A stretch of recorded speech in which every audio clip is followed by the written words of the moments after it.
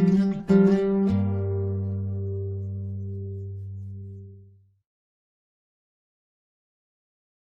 the mid-1960s, Virginia Beach realized it had a garbage problem. The fast-growing city located in Hampton Roads on the Atlantic coast of Virginia was filling up its landfill with waste from its own population, from tourists, from businesses linked to the huge Navy base to the north, and from the rest of the surrounding area.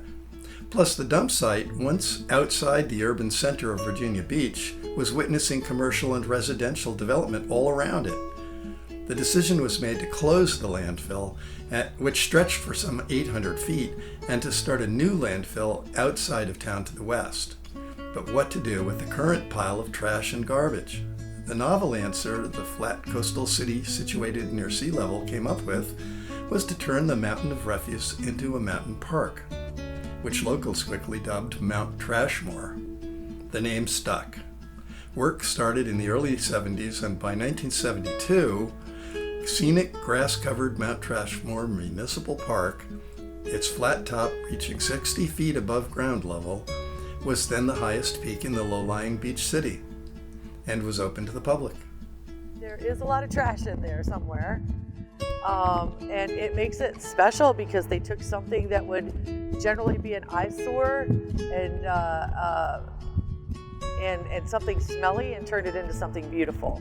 What the modern landfills have are a liner on the under the landfill, and then they'll be capped on over the top of the landfill.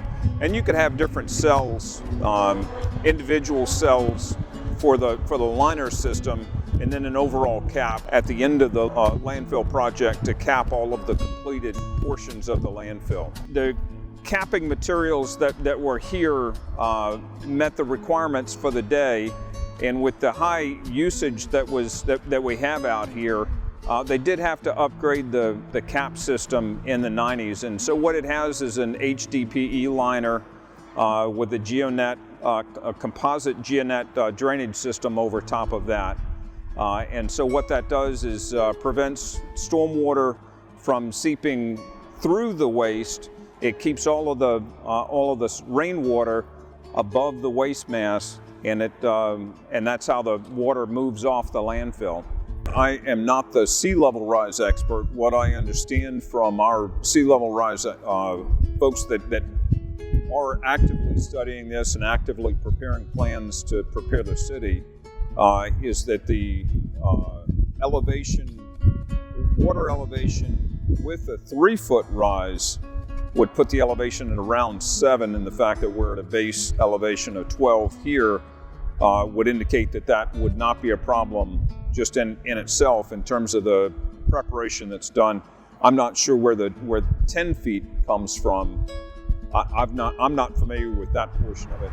Well, I would offer that the landfill, as it's constructed, even if the sea level rise got to 10 feet, this would be the least of our concerns with that level of sea rise. We will have much bigger and much more significant issues and things to worry about. This will be here forever, yes. John Barnes' confidence in Mount Trashmore's future makes sense, with a sea level rise projection of 3 feet by 2100. But if the National Oceanic and Atmospheric Administration's warning of a potential 10 feet of sea level rise by that date is correct, the Atlantic will be lapping at the northeastern edge of Mount Trashmore by then, and any significant storm surge coming that way would be washing away the structure's sod and earth cover, exposing its plastic liner. Also, there are 2 other problems. The land along the Virginia coast is sinking, a lingering effect of the last ice age.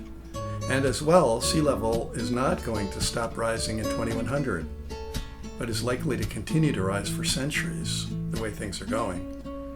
In any case, the people of Virginia Beach should be able to enjoy their city's most popular and unusual park for a few more decades to come, until the sea does come up to take it away.